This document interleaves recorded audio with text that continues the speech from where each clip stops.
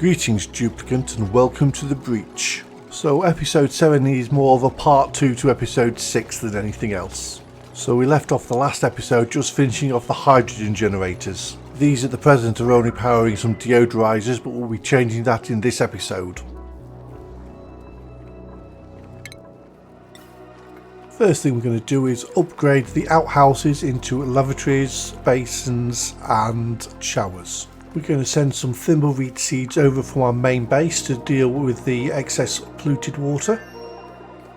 We need to get this new base stable and self-sufficient so we can start exploiting the crude oil that the colony has access to. The new colony doesn't have any access to water sources, so it's all going to have to be pumped from the main base. But the plan is to set up a temporary crude oil refinery so I can ship some petroleum back to the main base to help me build the industrial brick. And that's the seeds dispatch that'll help us repair the atmospheric suits as and when we get to use them. We're going to slightly expand the lavatories. We're moving everything over to the right slightly so we can fit in 2 showers. I don't see this colony getting a high duplicant count because it's mainly going to be just pumping out oil, so it's going to be a low maintenance base. The duplicant's main job will be to depressurize the oil wells and farm food for themselves, though I might be able to automate that and get them fed from the main colony, something maybe to consider later on. Something I will have to look into mid-term is the supplying of sand to this base. Obviously I can just ship it over, but maybe getting a renewable source of sand for this base would be advantageous.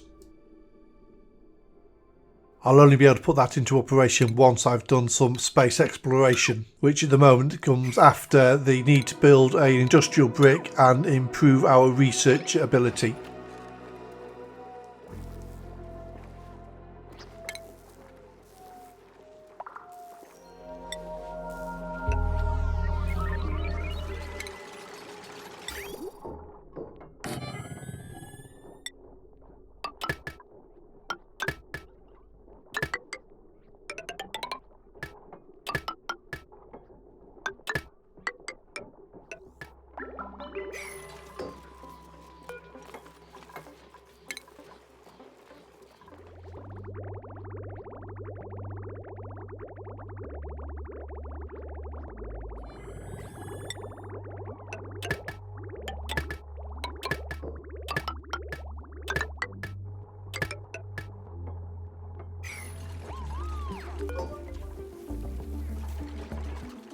Well, that's the drafty on the bottom, outhouses upgraded to the plush lavatories, and they also have showers, which is pure luxury.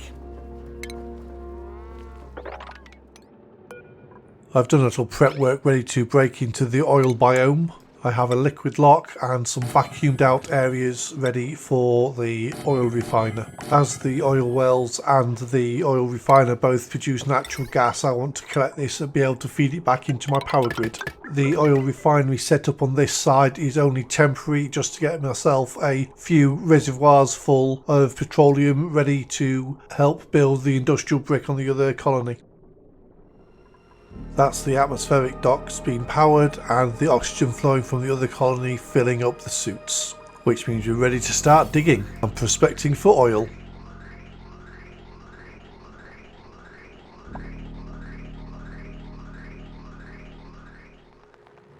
So now that we can start digging, the first thing we want to do is check out this neutronium patch, see what the geyser or volcano is. Obviously the nice thing about breaking into the oil biome is picking up the new raw materials. So obviously the fossil for producing steel, diamond for making temperature shift plates, and the lead for making conductive wire.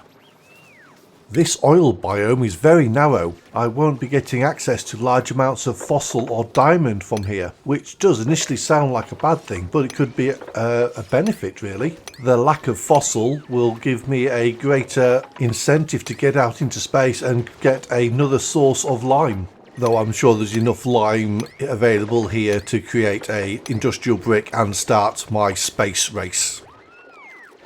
Now that I've broken into some of the voids within the oil biome, there was a little bit of polluted oxygen, probably from a decaying piece of meat, and there's polluted oxygen now in the vacuumed out area, which won't really be a problem. It's in such low concentration that it'll take literally no time at all to vacuum out.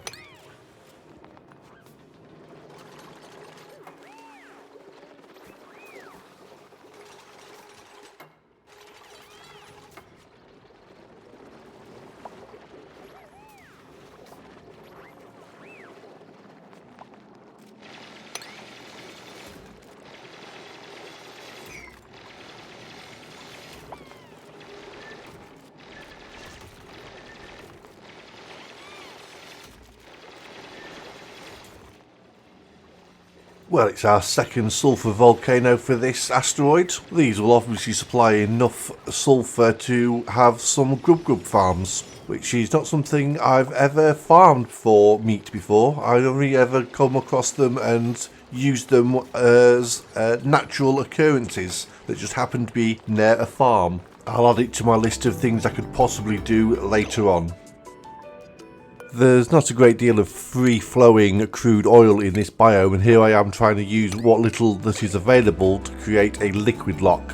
The natural gas around that oil vent is pressurised to about 10 kilograms at the moment, and I'd much prefer it not to get accidentally released into the atmosphere. So I spend a lot of time faffing around, mopping up the available crude oil and trying to make a standard liquid lock. I then realise that there's not enough and make a single tile liquid lock. The design I normally use for my oil wells allows the crude oil to flow out through the liquid lock anyway, so it will soon become a safer build.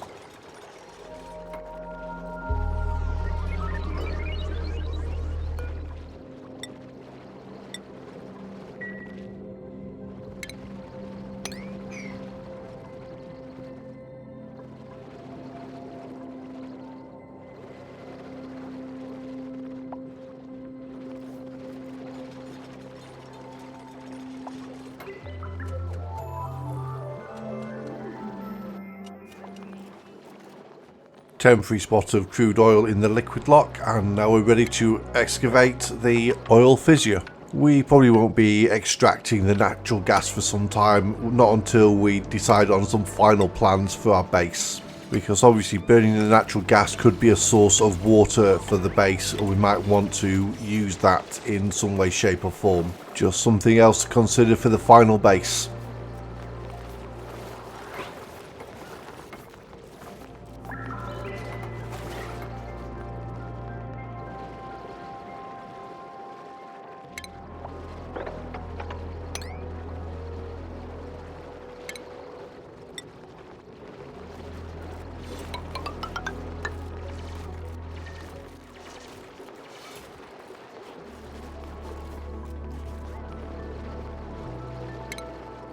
I'd used the rock crusher earlier on to create some cobalt metal, not only used for the smart batteries and the automation wire, but I needed enough to make the oil wells. This saves me from shipping in any steel from the main base.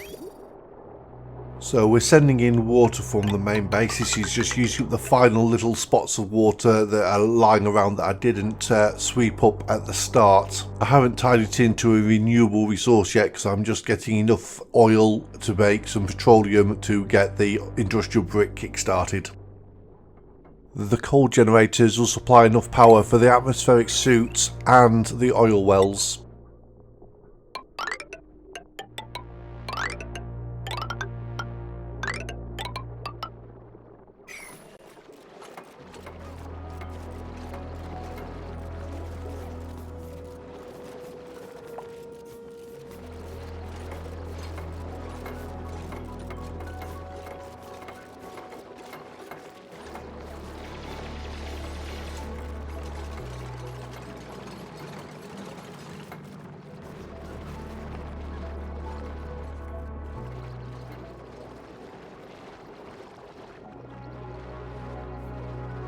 These duplicants definitely have gained some skill points and seem to be able to build and dig a lot faster than they did when we first started this colony.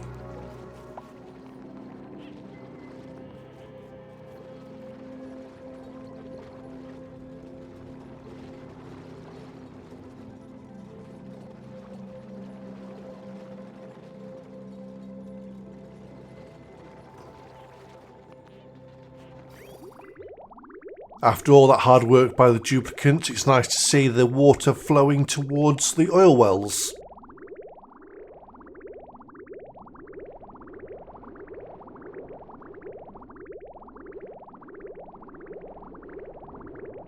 Well, after all that effort, we've got our nodding donkey working and extracting oil.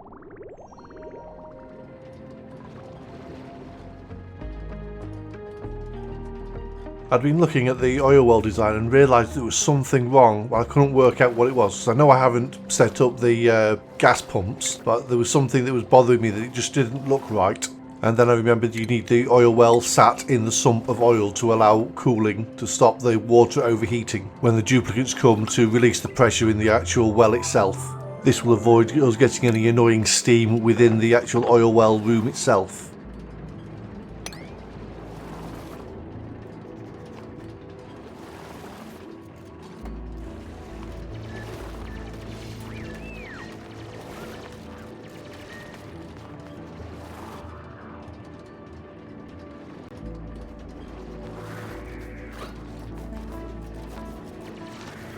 For the second oil well, I can basically just mirror the existing design, and this will be easier because now I have access to a larger quantity of crude oil to make the liquid lock.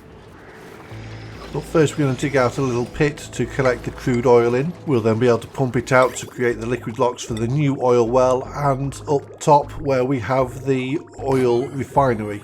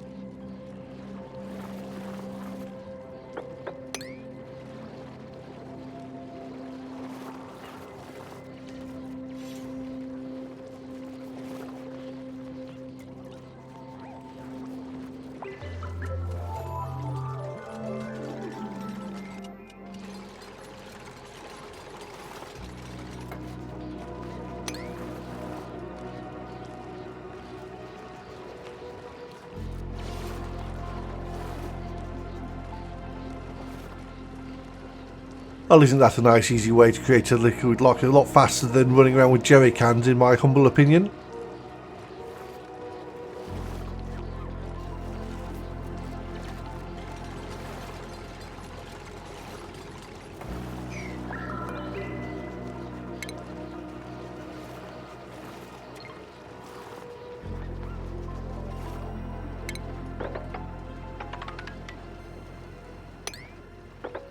Around this oil well there's just a little bit of carbon dioxide, so creating the liquid lock first allows us to pump out this gas and create the vacuum, so it makes it easier when we want to extract the natural gas later on.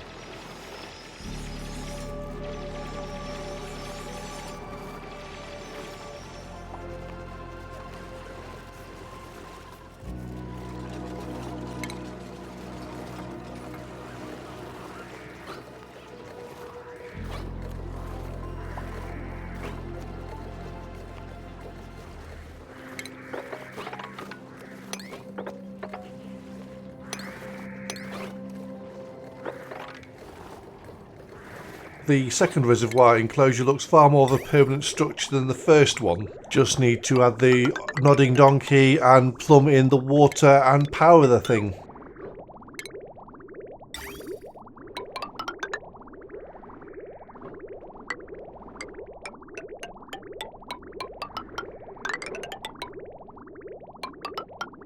We're going to set up the liquid lock for the oil refinery room now so we can pump out the gases in there.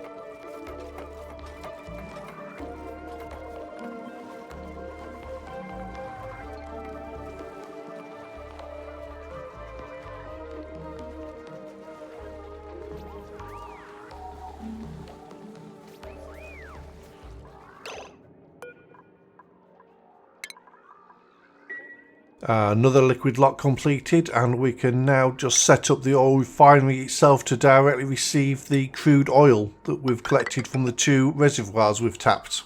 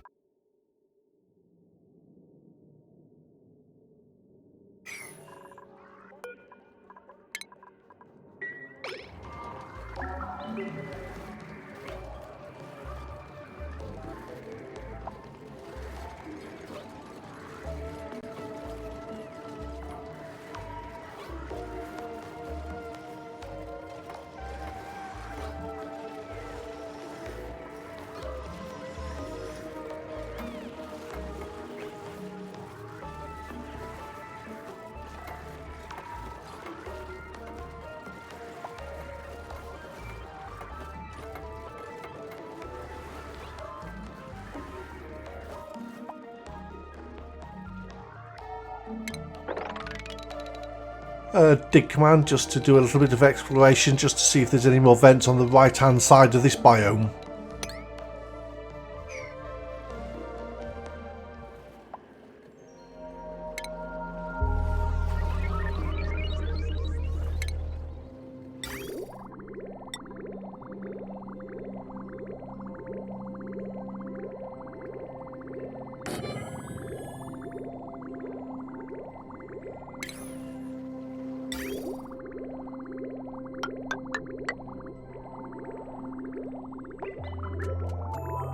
Well, we'll build the oil well and get it all plumbed into the water and the electricity.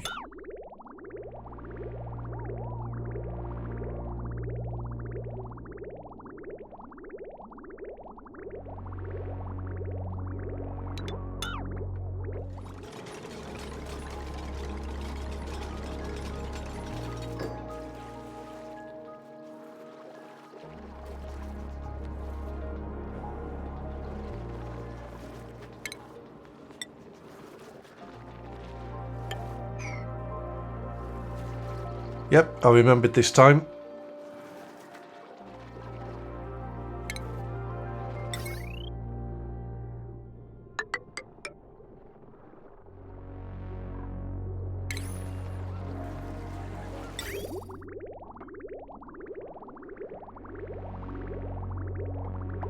And there we have it, the second oil well is now active.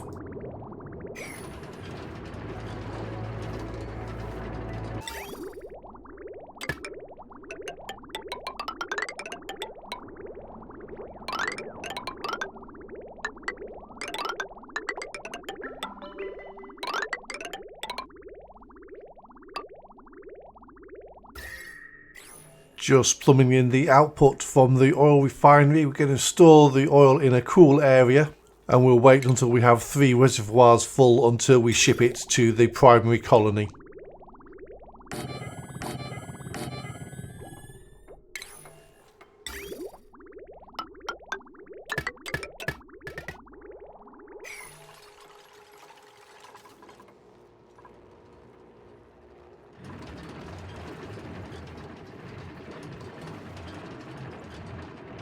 With 2 oil wells running, we require 2 kilograms of water per second, and we're producing 6.66 kilograms of crude oil a second.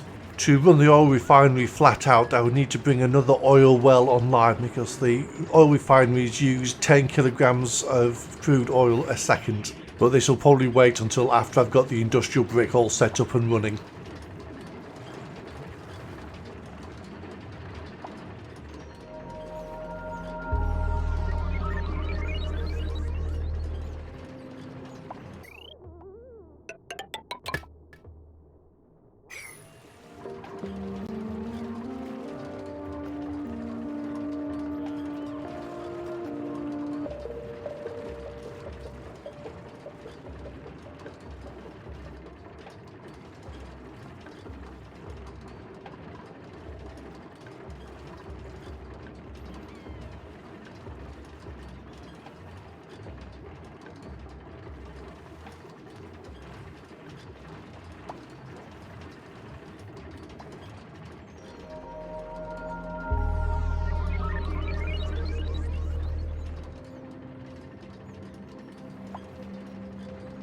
And that's what we've been working towards, turning crude oil into petroleum.